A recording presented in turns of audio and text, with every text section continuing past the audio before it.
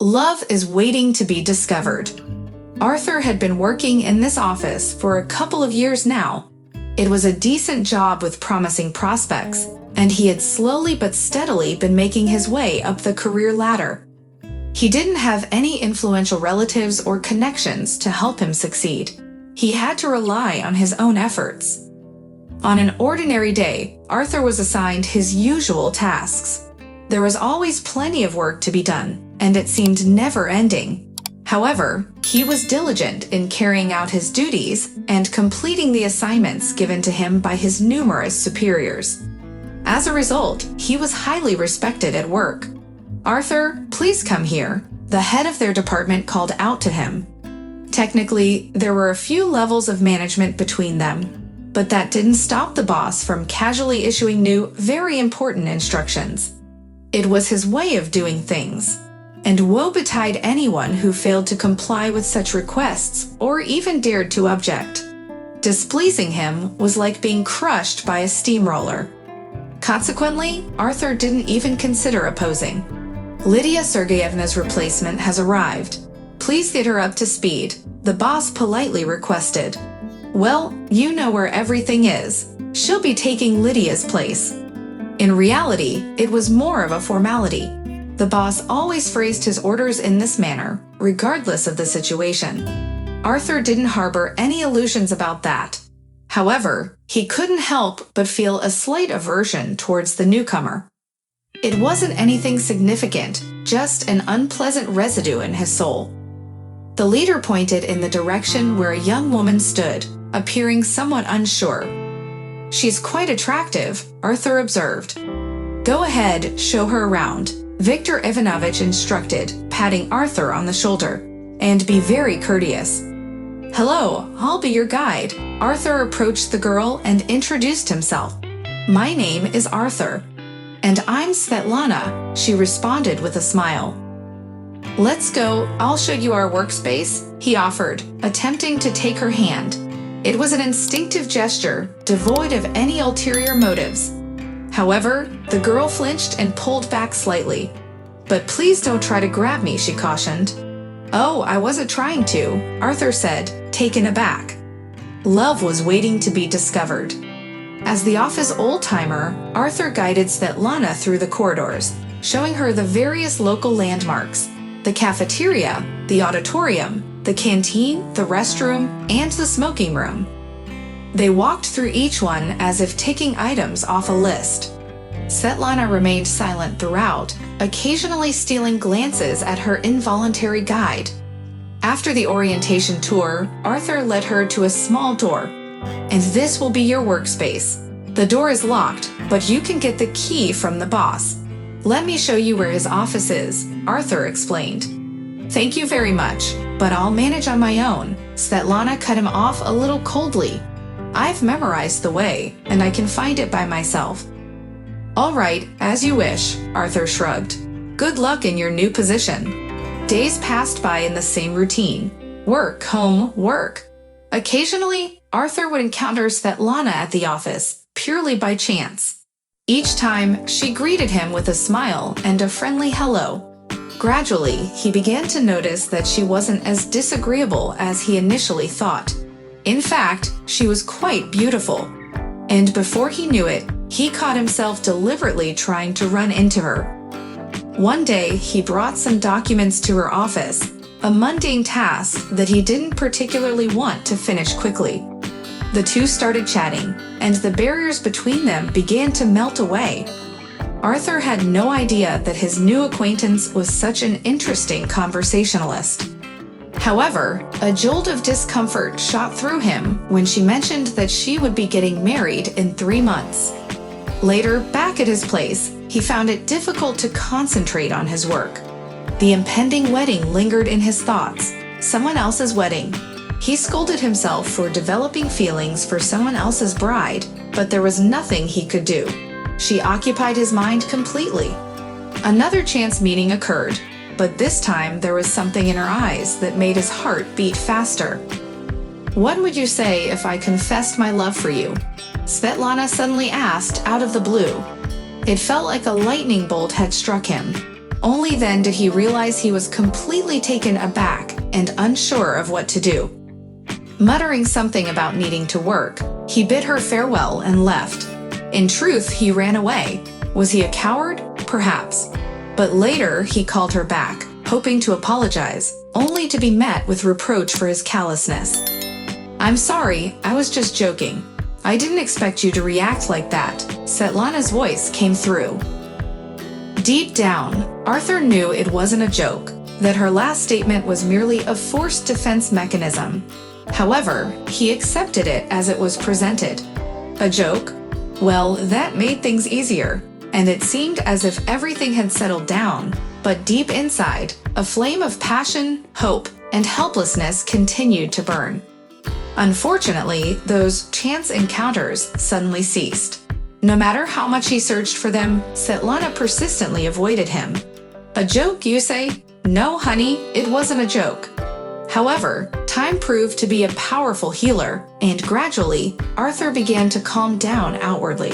It was for the best, but one day, she unexpectedly walked into his life. It was something incredible and unpredictable. Such things just don't happen in real life. "Listen, I need to change the chandelier, and I don't know who to ask," Svetlana timidly said. The details of what happened next remained hazy in his memory.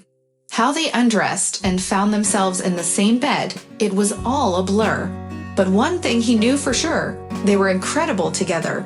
He had never experienced such joy and fulfillment. It had swept over them like a hurricane, like a flood. And then they lay there, side by side, gazing at the ceiling. They talked, but carefully avoided discussing their impending wedding. And then he went home, knowing that work awaited him the next day. His cherished job, eagerly anticipated.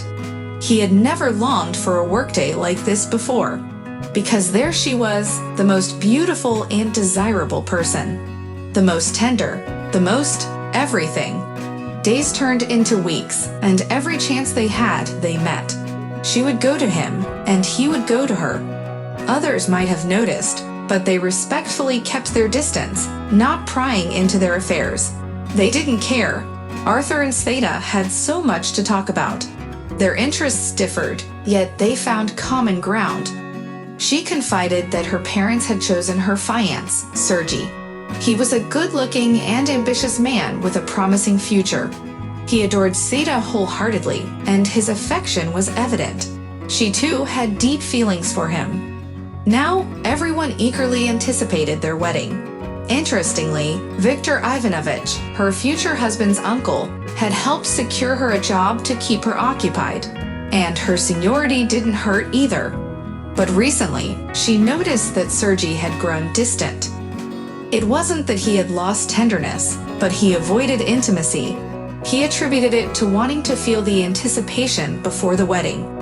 However, Sveta felt something else was amiss. She couldn't understand what was happening. "Maybe you shouldn't marry him," Arthur asked directly. "No, I can't do that. The wedding has already been arranged. Invitations have been sent out. I can't disappoint my family and Sergei like this. After all, he loves me," Sveta replied, torn. Before the wedding, they met a few more times, behaving like characters in a spy novel, conspiring in secrecy. Sveta believed that Sergei might have suspected something, but he didn't show it, or so she thought. Arthur's torment grew with each passing day. It was a particularly cruel form of torture. And then the wedding day arrived. Arthur didn't see her. He drowned his helplessness, cowardice, and misfortune in alcohol, drinking alone. Why did such an amazing woman end up with someone like Sergei? What made him better, handsomer, richer? Life seemed unjust. Days blended into weeks and months, and work became just work again. Sveta became his colleague. For a long time, he continued to attempt clandestine dates, driven by an insatiable need. But all he received was rejection. "Understand, my dear, I'm married. I have a husband," Sveta replied, tears welling in her eyes. "I can't do this. It's not right." And he accepted it. Since it was inevitable, he decided to move forward. Life continued, and witnessing his sadness and loneliness, his friends introduced him to a wonderful girl named Vera. Things began to whirl as they went on dates, shared moments, and exchanged heartfelt confessions. He fell deeply in love with her, encompassing tenderness, passion, and sincerity. But deep down, something was missing, something crucial. One day, Arthur proposed to Vera with honesty and responsibility, and she immediately said yes. The next day, the young couple hurried to the registry office to submit their application. Everything was set in motion for their shared happiness, which was what Arthur desired. It was what Vera desired too. At work, he continued to encounter Sveta. Her appearance revealed that she was expecting a child, and everyone genuinely celebrated her happiness, both the present and the future. They managed to maintain their friendship while refraining from pursuing anything more. They had settled into a life where the past adventure seemed distant, or so they thought. Why do we have to leave? Sveta nearly burst into hysterics. Because Moscow is calling. Can't you understand? Sergei remained resolute. I've been offered an incredible job opportunity that others can only dream of. But it's not the end of the world. Actually, it is. That's exactly what it is, Sergei retorted, frustrated by his wife's lack of understanding. Trust me, we'll have a great time there. I can't go. My parents are ill, and I'm their only child, Sveta persisted. I'm due in a month, and you're leaving. It's not just me, it's us. We'll go together. I'm not going. And I am. Thus, he departed, leaving his young wife just before she went into labor. He had a promising future, opportunities for growth, and a new life ahead of him. However, the unknown, despair, and hardships awaited her. Sergei wasn't even the first to know that she had given birth to a beautiful blonde, blue-eyed girl. The child wasn't his but Sveta's. It was what he wished for. Sveta's parents helped as much as they could, ensuring their daughter and granddaughter lacked nothing, despite their modest pensions. However, they never heard from Moscow. No news, no financial support, no assistance. As expected, most of Sergei's family turned their backs on Sveta, treating her as a stranger. But not everyone. Fortunately, Viktor Ivanovich, a former military man, maintained his integrity. He did everything he could to help Sveta return to work, and he succeeded. Even those in higher positions didn't dare argue with him. And at work, they encountered each other once again. Sveta, abandoned but not yet divorced, and Arthur, married and eagerly awaiting the birth of his child. Fate played another twisted joke, as only fate knows how to do. Hi, how are you? Arthur was elated to see her. Good, I'm working again, she replied. He didn't inquire, and she didn't disclose. They simply talked, taking advantage of every opportunity. They avoided the delicate subject that everyone was aware of. Everyone pitied them and sympathized with her, even those who didn't judge Sergei. In their eyes, both were right, and that's how it unfolded. Only once did she call. She didn't visit, she simply made a phone call. Arthur, honey, I feel so terrible. Her voice was filled with not only tears, but also resentment and despair. Please come to me today. I'm begging you. Of course, Sveta, I'll come. After work, he,